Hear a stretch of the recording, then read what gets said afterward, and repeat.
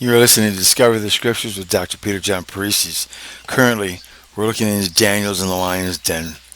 We're in Daniel chapter 6, verse 10. First, I'm going to read from the King James Bible. Quote, "Now when Daniel knew that the writing was signed, he went into his house, and his windows being open in his chamber towards Jerusalem, he kneeled upon his knees 3 times a day, and prayed, and gave thanks before his God, as he did aforetime."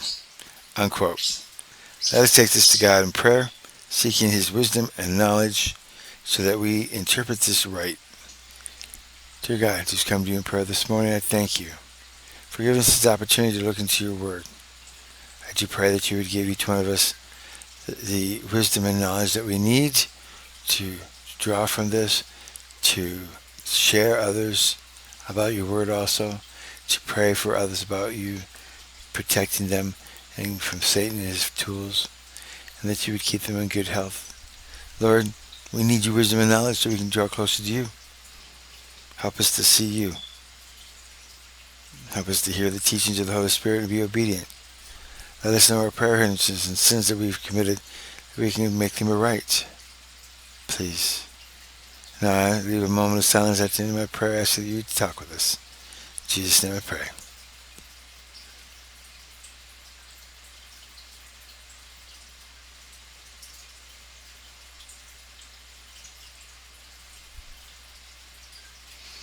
God. Okay, if you need more time, just go ahead and hit your pause button. Let's read the Young's Literal Translation. Quote, "And Daniel, when he hath known that the writing is signed, hath gone up to his house, and the window being open for him in his upper chamber, over against Jerusalem, 3 times in a day he is kneeling on his knees, and praying, and confessing before his God, because that he was doing it before this." Unquote. Now this verse is its own paragraph. It's not found with any other verses, so we're going to deal with this.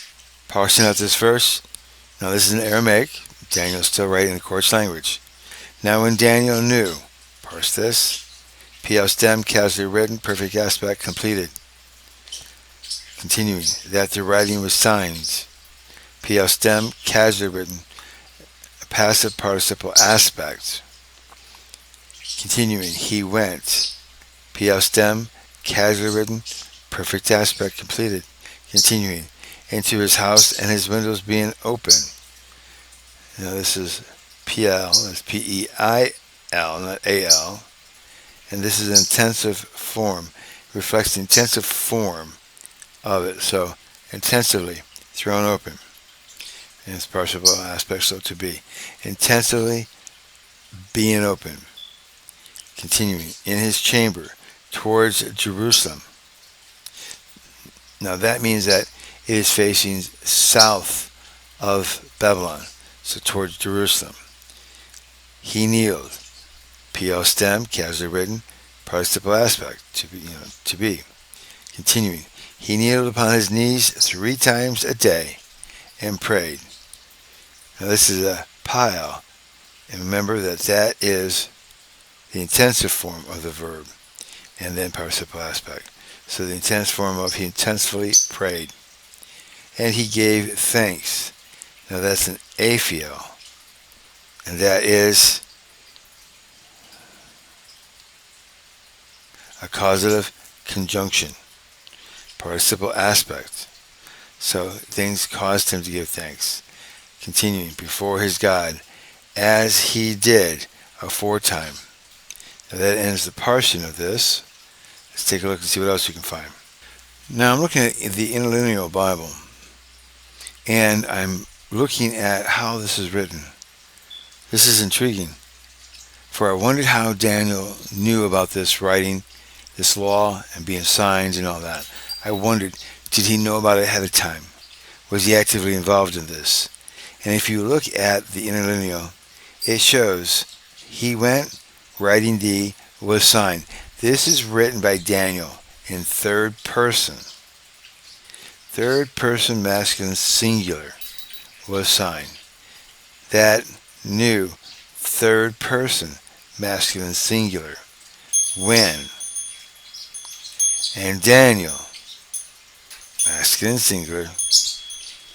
So he's writing telling us that he found out about this law. He didn't know about it at this point. It wasn't told to him at this point. But when it was, he took his normal action and went to his house to pray. That's what we have so far with this. Can you imagine? You just found out that all the other rulers, all 119 of them, are after you. It's confirmed. You do have every one of them backstabbing you, out to get you in front of the king. Not one friend, not one person that has loyal to you at all that's ruling within this kingdom other than the king. Must be a very bad slap in the face. Let's go ahead and read John Gill's commentary on this, because he uses commentaries that are over 1,000 years old at times. Quote, "Now when Daniel knew that the writing was signed, this he knew either by the relation of others or by the public proclamation of it through the city. However, he did not know of it till it was signed, or otherwise he might have prevented it by applying to the king, in whom he had great interest. But now the thing was done. He did not solicit the abrogation of it, knowing it was in vain, nor did he go to the king with complaints against his enemies, showing the design they had in it, but let things take their own course, he being determined to be found in his duty, be it as it would. He went into his house, he left the court at the proper time of prayer, and went into his own house to perform it. He did not, in defiance of this law, go to prayer in the court or in the streets, but retired home, as he was used to do, and his windows being open, not to be seen of men, but that he might have a clear view of the heavens, where his God dwelt, to whom he prayed, and be the more affectionate with the consideration of his greatness and glory. In his chamber towards Jerusalem, it was not in the lower part of the house, nor on the top of the house, in either of which he might be more easily seen, but in his chamber, where he was wont to retire, the windows of which were open towards Jerusalem, not towards the king's palace, as if he prayed to him, and so eluded the decree, nor towards the east, as the heathens did, but towards Jerusalem, which lay south of Babylon, and that either because of his remembrance of that city, his affection to it, and concern by its re-edification, or having some respect, were the words of King Solomon in 1 Samuel chapter 8, verse 33, reading from the King James Bible, quote, "When thy people Israel be smitten down before the enemy, because they have sinned against thee, and shall turn again to thee, and confess thy name, and pray, and make supplication unto thee in thy house," unquote. I happen to know this chapter, so I'm going to go ahead and clue you in. I'm going to read a couple more verses for you. Quote, "Then hear thou in heaven, and forgive the sin of thy people Israel, and bring them again unto the land which thou gavest unto their fathers.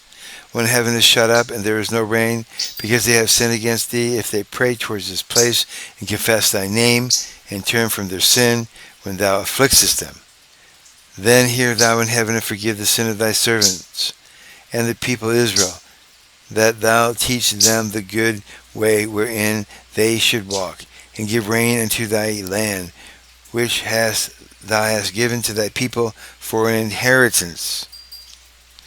If thou be in the land famine, if there be pestilence, blasting, mildew, locust, or if there be caterpillar, if their enemy besiege them in the land of their cities, whatsoever plague, whatsoever sickness there be, what prayer and supplication soever be made by any man or by all thy people Israel, which shall know every man the plague of his own heart, and spread forth his hands towards his heaven, then hear thou in heaven thy dwelling place, and forgive and do, and give to every man according to his ways, whose heart thou knowest, for thou, even thou only, knowest the hearts of all the children of men, that they may fear thee all the days that they live in the land which thou gavest unto thy fathers."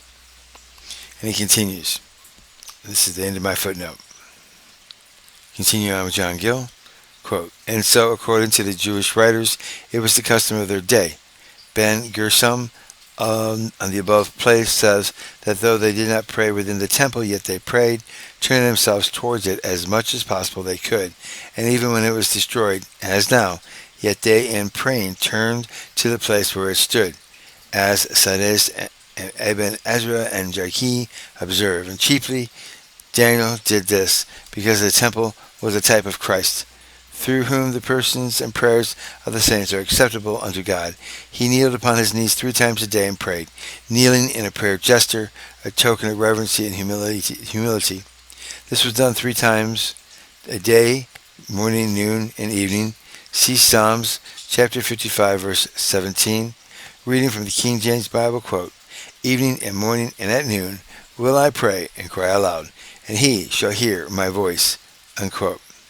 Continuing John Gill, quote, "And in the morning before he went out about the king's business, at noon when he returned home to dinner, and at evening when all his work was done, and he was about to retire to bed, the hours of prayer with the Jews seem to have been the 3rd, 6th, and 9th, that is, at 9 in the morning, 12 at noon, 3 in the afternoon." You can see Acts 2:1 for this. "And gave thanks before his God for the benefits he daily received from him, or he confessed before him the sins he had been guilty of, and owned the favors he partook of, as he 4 times did, as it had been his custom from his youth upwards, and therefore would not omit it now on the count of this edict." End of John Gill's commentary. I have a question about this. Since we have that verses in 2 Kings about Samuel's prayer, is it possible that Daniel, knowing that the time of the 70 years is done, is there before God knowing, this is it for me, I'm going to stand up for you, but in my last hours of life, I'm going to give to you to hold up my hands and pray to you, to forgive the sins of thy people, and to finish the 70 years that they are apart from their land, and return them home and forgive them, knowing that this is the end of his life and the end of his prayers. Could this be his final sacrifice, knowing that he will now be thrown into the lion's den by his enemies? When I was given 6 weeks to live back in 2009, and told I had no hope at all, and I had several cancers and a brain tumor, and that I wouldn't live to see January of 2010, I sat there and thought to myself in the parking lot at the hospital, what am I going to do? I only have 6 weeks to live. I'll finish my bachelor's degree, but I'm not going to Harvard now. And I had plans. I had made all the preparations. I gave away my parrot and everything, and I was ready to go. And now, I'm not even going to be able to make it for the first class. What am I going to do with those last 6 weeks? And I sat there and I thought, I'm going to be before my God in 6 weeks, and I will be praising him for eternity. But what can I do now with these 6 weeks here? What shall I do? And I thought, how precious are these 6 weeks? They will be gone in no time. So let me give to God a gift of thank you, and go before him and pray for these 6 weeks. And then I will walk into heaven and praise his name. And so I put out that I would be praying during this time frame. I continued on with my studies and I prayed. And God seemed fit to go ahead and treat me. And today I still stand with one cancer in remission that I take pills for every day, and the rest of them are gone. All the people I saw taking treatment with me who had better hope, they all died, and I was the last one left standing. And the lady before me, I was friends with her. She was my mother's friend, and I spoke at her funeral. How wild is it that God chose to extend my life and then to give me this ministry? But when you're faced knowing that this is it, you have to think, what would I do? And I believe Daniel was unselfish. He's between 85 and 90 years old. He will now be fed to the lions. He does not break his stance with God, because God is the most important person in the world to him. So he's going to go down, and he's going to go down praying. How great is this sacrifice and this offering and this gift? What will you do in your last hour? Food for thought. Meditate and pray and ask God to help you to live a Christ-like life.